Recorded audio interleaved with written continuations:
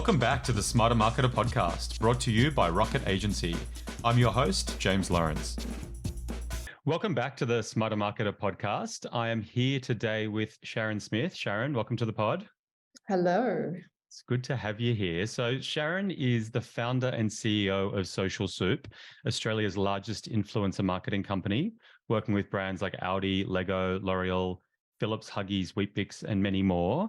She's also co-founder and executive director of the Influence Group and also chair of AIMCO, which is the Australian Influencer Marketing Council.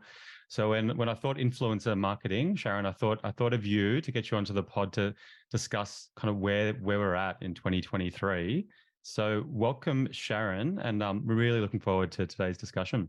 Thank you for having me. Excited to be here. Good. I thought just start from the absolute top. What is influencer marketing? Good question. Start from the beginning. Well, if we take it back a step, what is influence? And influence is about having the ability to impact someone in terms of their behavior or their attitude. So it's some sort of impact. Yep. And really, influencer marketing sort of has evolved over time. When I first got into the industry, it was called word of mouth marketing. And it was really about engaging people in real life to try products and seed them to market. We had the evolution of the industry over time in terms of when social platforms come into play and we saw more the visibility of connections. We had a brief phase where the industry was called viral marketing, where everyone wanted their brand to go viral. And then as this kind of creator economy, creator ecosystem has exploded, probably more so with, I'd say, Instagram, and now we've got the juggernaut of TikTok. So we've had this amazing sort of economy of people that are creating content and being able to create these sort of niche up to massive audiences. And so really influencer marketing is about finding people who can influence your audience and involving them in your marketing activities. It's a really good summary. Does it now, is it synonymous with Instagram, TikTok, or is still some of those tactics that might have worked pre kind of social media, are they still in effect? Are there other channels or areas where influencer marketing is playing? Because I think if you ask the average marketer, what is influencer marketing? I think most would say it's Instagram, it's TikTok. Is it broader than that still? Yeah, and I think it's also probably suffers from a bit of a stigma where people have this kind of stereotyped view of what an influencer is. And I think everyone's an influencer. Yeah, well, I think by and large, because we've got big influencers like Kim Kardashian, and you've got mainstream media really likes to sort of report on some sensationalized stories. So I think sometimes we have this kind of stereotypical view of what an influencer is.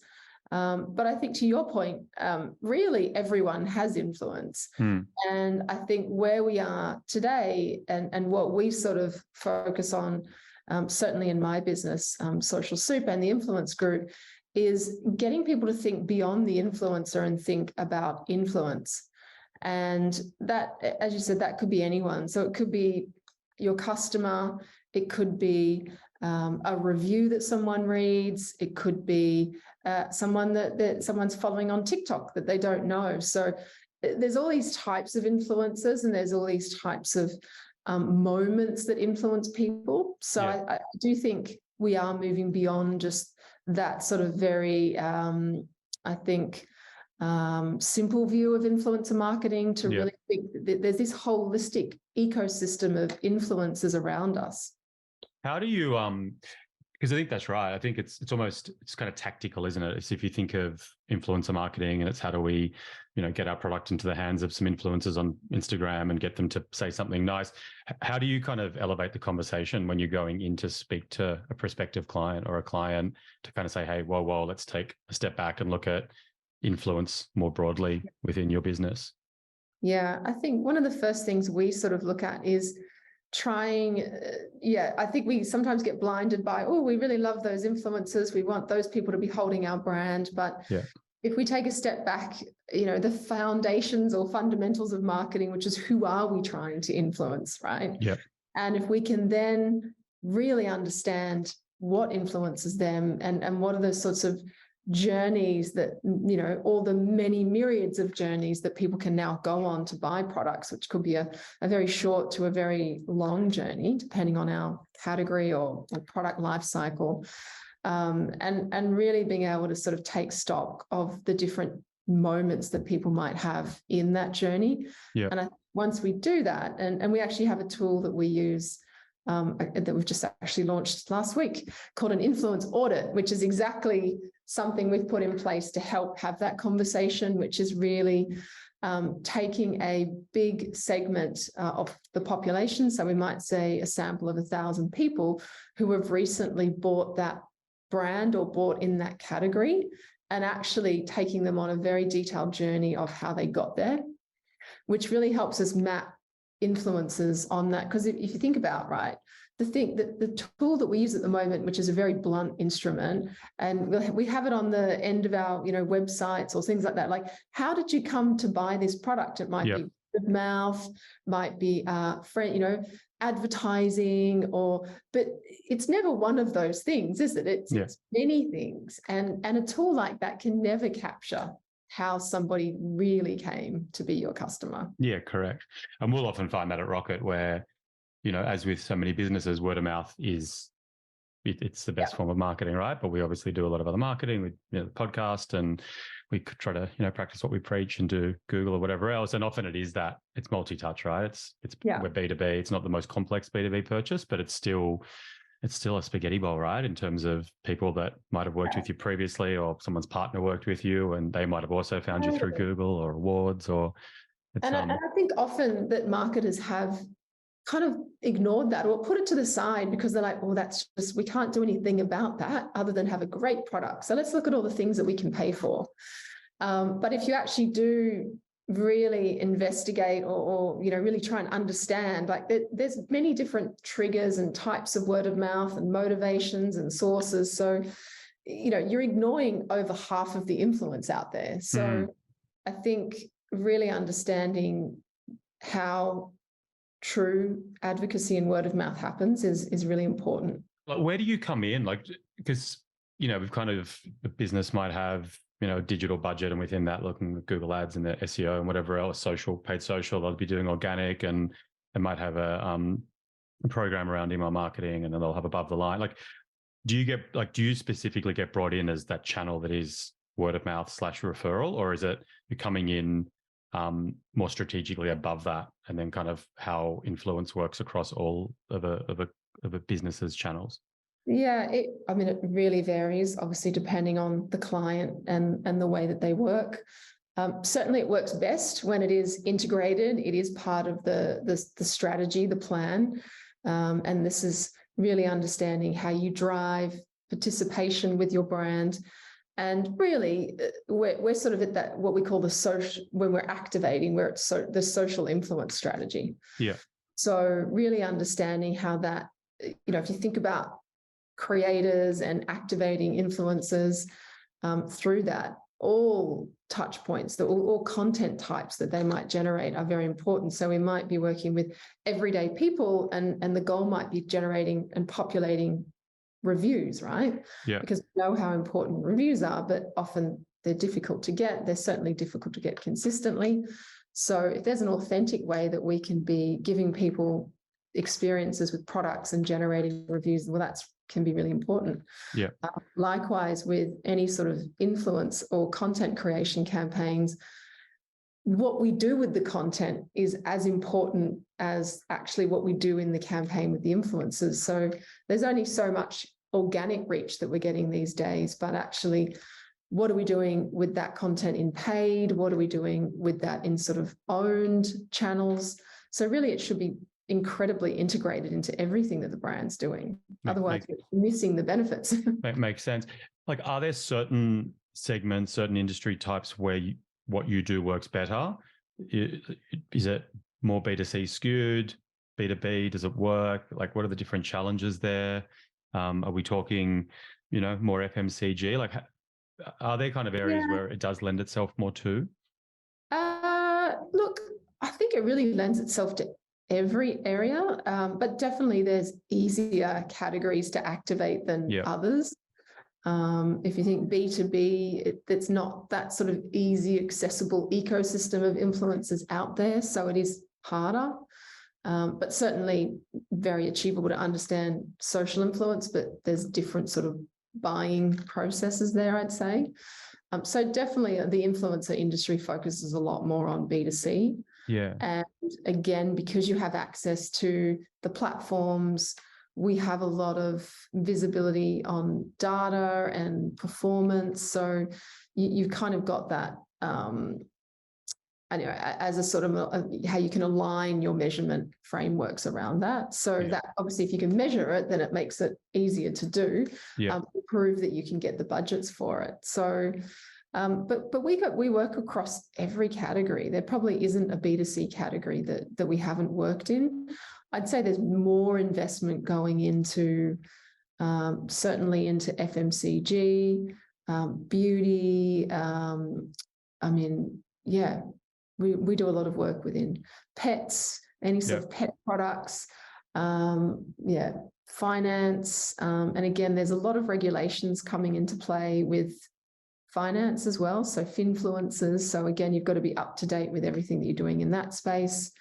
A lot of health products, but again, you've got to know what you're doing because the Therapeutic Good Act has now come into play, and there's very specific requirements how influencers can act within those highly regulated industries.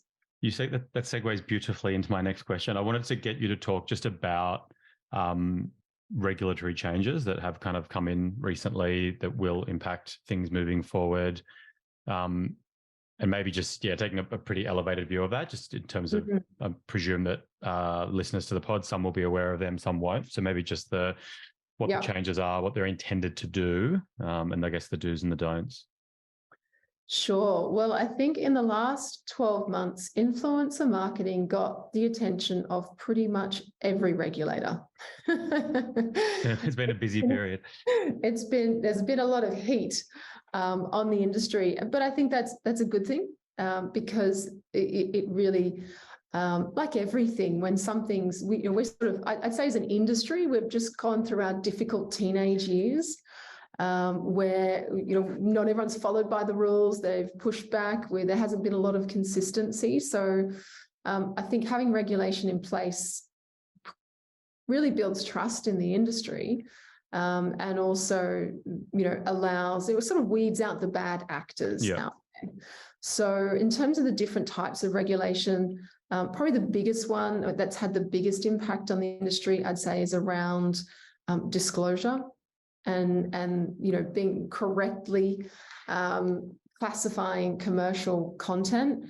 And there was a lot of grey areas in that, and there was a lot of sort of, do I have to disclose if I'm just gifted it? Do I have to disclose if I'm going to an event? Like what are the, how do we kind of really look at all the different edge cases around that? So ad standards have been looking at that sort of that's part of the AANA, the Australian Association of National Advertisers. So that's a self-regulatory framework. And so when consumers are complaining about an ad, that TV ad offended me, they can also complain about anything in social media as well. So ad standards, which is the kind of like the clearing body of all of those complaints, handles those, and they have had hundreds in the last couple of years to be sort of adjudicating and courting. So on top of that, the ACCC is now, they've just announced sort of last year that they're going to be having a big digital platforms review. And as part of that digital platforms review, they are investigating influencer marketing. So there is a report due in the next week on that. So ACCC, obviously, they handle consumer law, right? So consumer law is about where advertising can't be seen as misleading. So that's where undisclosed or non-disclosed commercial content falls into misleading. So ACCC obviously coming into play is where fines can be handed out to brands and to influencers if they are seen to be engaging in misleading conduct. So I think we will see some fines, and that's where we will see some, everybody being whipped into shape, I think, and really wanting to know exactly what all the regulations are. So in terms of super simple, and I know that like a lot of things at the edges are kind of grey and unresolved, but fundamentally, if I'm a in-house marketing manager and I'm, running influencer programs, if I'm paying for that piece of promotion, then it should be disclosed that it is a paid promotion. Would you agree with that? Or I think it comes down to what is paying for something. Yeah. So anything that has a value is payment. So if I'm just giving that product to an influencer, that's still payment. Yeah. If I am inviting them to an event, that is still payment. So we have an arrangement. Even if I'm not telling them what to post and I'm just giving them a product, right? You still have, some sort of contract with them because you've been in contact with them, you've sent them a product. So all of those things should be considered the same. You are paying them. You have some sort of commercial agreement with them. And what you need to do is have that correctly disclosed. So the way to do that, of course, first and foremost, is to use the paid partnership or the sponsorship tags, which are in all the platforms now. Yep. So that's where you see at the top of, an Instagram post where it's like, paid partnership with specific brand. And actually, the platforms themselves require that. So if influencers aren't using that, then they can actually be in breach of the platform and the platforms can take them down. Yeah. So they're designed to be correctly disclosed and very visible. So first and foremost, that should be used. Then we also encourage hashtag ad. So this is where probably a couple of years ago, things like hashtag SP crept in, where people are like, oh, if we say SP, people know that means sponsored, doesn't it? So no, they don't. So really, again, making it clear, it's hashtag, paid partnership, hashtag ad.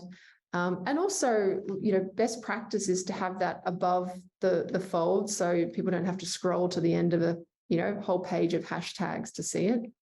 Do you have any information or I guess opinion on, does having to disclose the partnership as a paid one, do you think that erodes the credibility of the post, or do you think it boosts the credibility? Like any kind of anecdotal feedback on that? Look, there's a lot of discussion around this in terms of, does it affect the performance of the post? Probably about a year ago, I saw some analysis on content that had hashtag sponsored versus non-sponsored content. And actually what we saw was better performance of the sponsored content. So I don't think the platform's doing that. It's not in the algorithm making that sponsored content more visible. But I do think what's potentially happening there is influencers and creators might be putting a bit more effort into that content that they're getting paid for. So therefore it was getting higher engagement rates. There is discussions around whether that paid partnership tag has been impacting performance of content. But again, I don't think it's the paid partnership tag itself. It'll be about the content that the creators or influencers are creating. Yeah. Speaking, I guess, specifically about social media influencers and probably more the what the average person thinks when you say influencer, what would be your advice on, like, if you're a marketer sitting there kind of going, yeah, we should be doing it, how do you go about identifying what a good influencer or, someone who could be a good person to reach out to? Like, what are the hallmarks of someone who you want to engage with? Yeah, I think there's a number of sort of things to consider. Again, I'd say biggest is not always best. And the reason for that is the biggest influencers are in high demand. And with that comes quite high talent fees to engage. And you're only getting then a couple of pieces of content. So, you really you're at a high risk strategy there if you're putting all of your eggs in just a few baskets. And what we find is that if you can engage in what we call the long tail of influence, where we're looking at more smaller influencers, micro influencers that have highly engaged audiences, but they're able to tell a very customized story to their audience that is more influential. And when we had sort of campaigns that we've run, so for example, we ran a campaign with a particular Dyson brand where they were able to sell the product through their platform, and we were able to track sales through that. And I can tell you the smallest influencers sold a lot more Dysons. Yeah, so even just, they don't have the same reach, but they've got higher engagement and they have higher influence. So that's probably the first thing I'd say. That's awesome. Yeah. It's not just the biggest, it's actually thinking long tail. I mean, that's where, why SEO, how SEO is so. That's where my head went when you said long tail. Yeah, it shows me off. It's the same, right? So the power is in the tail. So if you can find a lot of influencers that have those sort of micro audiences, then they can be really powerful for your brand.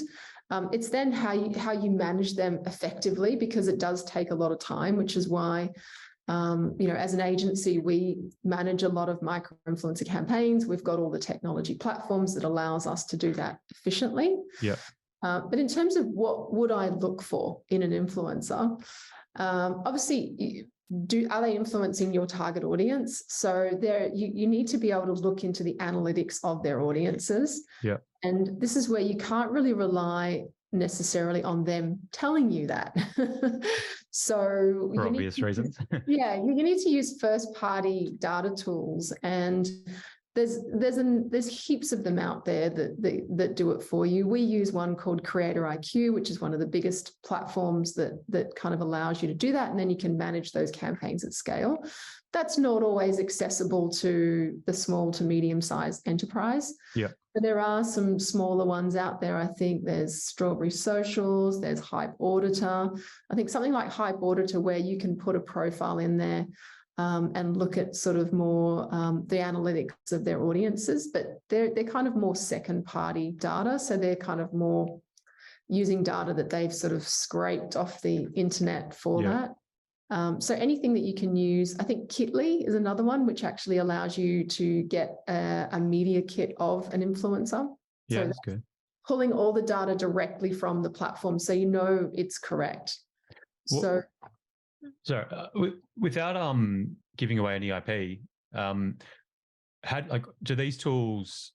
Would you be are these tools also used to identify what might be a good influencer for your business, or is it more just to verify once you've found someone that you think might be good? No, so you can use them as search for influencers. So you can put in keywords, you can put in categories, you can put in some of them even allow you to look at content sort of styles and aesthetics. So yeah, there's a lot of detail that you can put into different tools to help you sort of get a shortlist. And I'd say the other thing is sometimes it's good to just ask your customers who's influential to them, right? Because if someone's influential to the customers you've got, they're probably going to be influential to your future customers. So that's kind of the low technology version. And then when you also put in profiles of influencers into, and this would be when, say, you're using Instagram, right? On the desktop of Instagram, if they'll always, underneath an influencer, they'll always have a list of influencers like them. So there's some really cost-effective ways that you can use around the tools that help you find, without having to invest in, particular search and discovery tools. I think there is a lot that you can actually do without them to find the influencers, because that's awesome. Once you find one, you can find ones like them. Yeah, that's awesome. And that's great for listeners to the pod who might not necessarily have the budget and the, to get, whether to engage an agency like yours or to pay the tech fees themselves. Yeah. Maybe if you could just talk about TikTok and what you're seeing, it's such a fast moving environment. So I think it'd be fascinating to get, I guess, your outlook on kind of what's happening there and where you see it kind of going this year.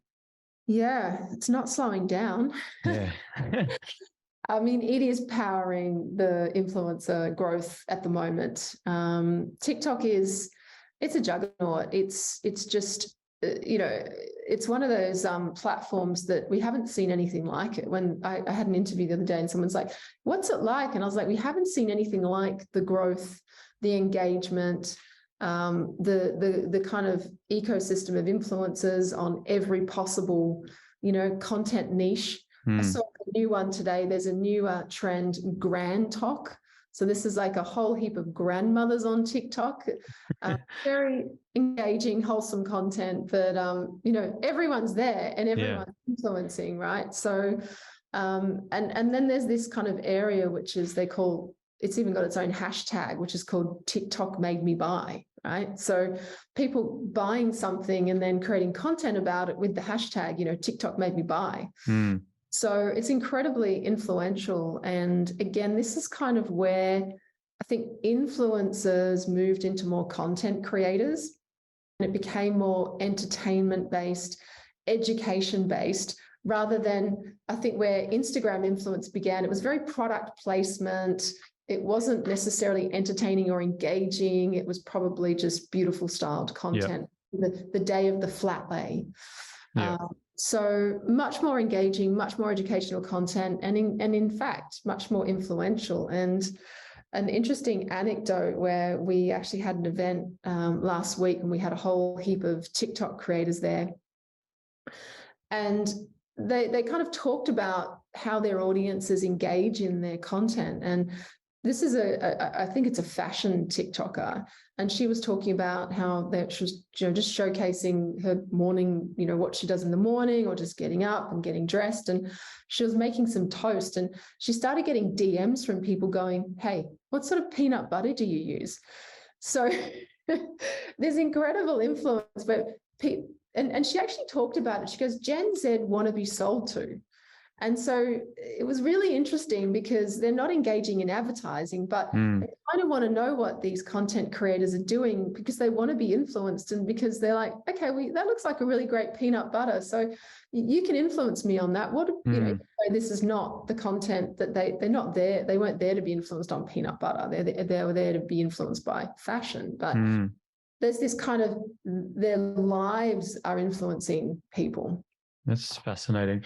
And because I guess from a paid ad perspective, the outlook, I guess, from like a performance agency like ours is that the content itself has to be fit for platform, and it has to have that much more authentic and native kind of feel. When, like you've said it a few times now, like Instagram probably felt a bit more beauty. It's more visual. It feels more like an ad, but the feeling on TikTok is that you really struggle if you try to come in with a style or tone that is just not native to the platform. Is that what you like? Yeah, I think it's very obvious when it wasn't created by the platform, and this is where I think creators are the key, because it's very difficult for brands to create their own content, stay up to date, stay relevant to the culture. And we often talk about influencers are your connection to culture. And because they're in it, right? They're immersed in it with a particular culture or a particular niche or a particular category. They are the ones that are much more likely to know what is relevant to their audience and relevant to people who are interested in that particular category on that platform, right? Yeah. So you're much better to engage with creators, to participate with them, to create that story, create that authentic story around your brand. They understand their audience, and they understand the platform and the tone, and because I think that the point you made about Gen Z wanting to be sold to, and we did a pod last year on Gen Z with Katie Richardson from Uni Days, and the point there was that just that generation is so savvy, and their BS filter is so high, and they either engage or just they smell something that isn't authentic straight away. It's I think you're right. They want to be sold to, but they want to be sold to in their way. Yeah. So that's the difference, isn't it? Which is, it's not like previous generations. Yeah, it's fascinating. What about just quickly the don'ts? Like, what are those things that you just have to be wary of or just don't do? Obviously, the paid piece, I think that's an obvious one. If you're paying or if you're giving away products, disclose it. Any other bits? It's just those kind of one-on-one type stuff. Yeah, on that disclosure piece, I think don't engage with creators without the proper governance in place. And what I mean by that is have a contract. Yeah. Even if you're just gifting product, you should have some really short contract, which basically just is an agreement between you and the creator that they will use the correct disclosure hashtags, and you specify what they are. And if there obviously is a payment, then there's a lot of things that go into a contract in terms of the exclusivity periods, the obviously, as I said, the disclosures that you're expecting, the amounts of content that you're expecting, how long that content needs to stay live, by what frequency. So, having a correct contractual agreement in place is really important. So don't engage without one. Yep, that's great. I'd say don't try and control things too much. And I think this is where it's that kind of blending between kind of having a really good brief and having, again, those governance structures in place with creators, but don't tell them exactly what to do, because then you're not getting the creativity. So you've got to, creators going to create. So you've got to sort of also trust that you've selected good creators and give it over to them. And in regulated industries, we would always have approval of content before it's posted. Yeah.